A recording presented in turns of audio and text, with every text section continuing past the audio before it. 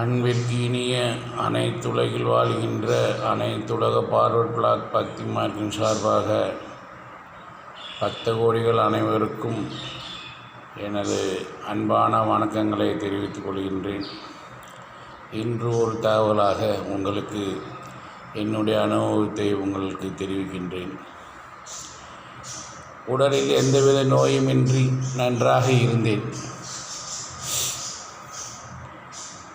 திடீரென்று கை காலில் ஏற்பட்ட வீக்கம் காரணமாக மருத்துவரை அணுகும் போது மருத்துவர் உடலில் கல்லீரலில் வீக்கம் ஏற்பட்டிருக்கிறது, எனவே உங்கள் கை காலில் வீங்கி இருக்கின்றது, அதனால்தான் உங்கள் உடலில் நீர் கோர்த்திருக்கின்றது, அவை யாவும் புண்ணாக இருக்கின்றது என்று தெரிவித்து எனக்கு மருத்துவ சிகிச்சை கொடுத்து வருகிறார்.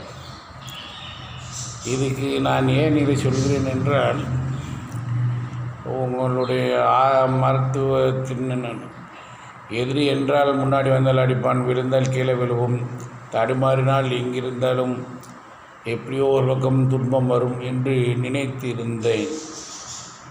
ஆனால் திடீரென்று இறைவனின் சங்கல்பத்தினால், கடவுளின் அனுக்கிரகத்தால் கைகாலில் ஏற்பட்ட திடீரென்ற வீக்கம் உடலில் சிறு சிறு கொப்பளங்களாக மாறி, அது புண்ணுகளாக மாறி, உடலில் நோயாக மாறி நின்றுவிட்டது.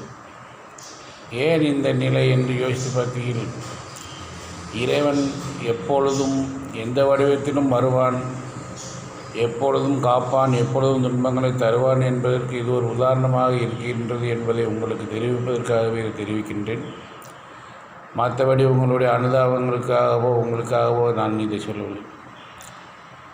எதிர்பாராதது ஒன்று நம் சிறு வயதில் கேட்டிருப்போமே, எத்தனையோ மலை தாண்டி எத்தனையோ கடல் தாண்டி அமர்ந்திருந்தாலும் பூநாகம் தீண்டி நாகராஜா என்பவர் இறந்து விட்டார் என்று சொல்வார்களே, அதுபோல் நாம் சுற்றி எந்தவித தவறும் நடக்காமல் நாம் நன்றாக இருக்கும்போது இல்லை, திடீரென்று நம்முடைய விதிவசத்தாலும் நம்முடைய பிரம்ம ரகசியத்தினாலும் நம் உடம்பில் நாம் குடித்த நீரே நமக்கு தீங்காக ஏற்பட்டுள்ளது என்பதை அறியும்போது இது ஒரு பாடமாக இருக்கின்றது.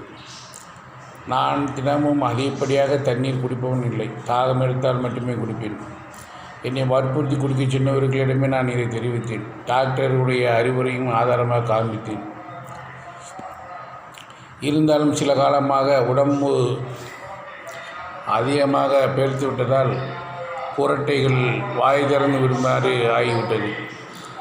இப்படி இரவு நேர தூக்கங்களில் வாய் திறந்து விடும்போது குரட்டைகள் நாக்கு அடிவயிறு வரை உணர்ந்து விடுகின்றது.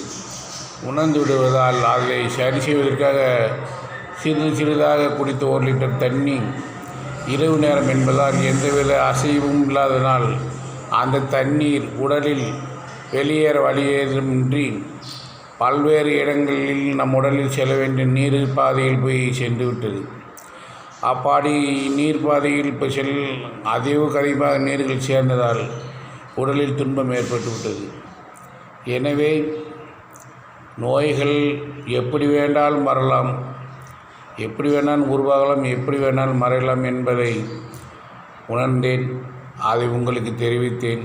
மேலும் கடவுள் எந்த ரூபத்திலும் வருவார், எந்த ரூபத்திலும் மறைவார், துன்பங்கள் எந்த ரூபத்திலும் வரும். எனவே வாழ்கின்ற காலத்தில் நாம் நமக்காகவும் நமது உற்றார் உறவுகளுக்காகவும் நன்மை செய்வோம், இறைவனை வேண்டுவோம். இறைவனிடம் நம்முடைய குறைகளை சொல்லி, நம் கஷ்டங்களை சொல்லி நாம் பக்தி செய்து எல்லோருக்காகவும் இறைவனை வணங்குவோம் என்று தெரிவித்து, உங்கள் அனைவரும் எல்லோரிடமும் எச்சரிக்கை என்பதை தெரிவித்து, எல்லோரும் உங்களுடைய உடலை பாதுகாத்துக் கொள்ளுங்கள், பக்தி செய்யுங்கள் என்று கேட்டுக்கொள்கிறேன். நன்றி, வணக்கம்.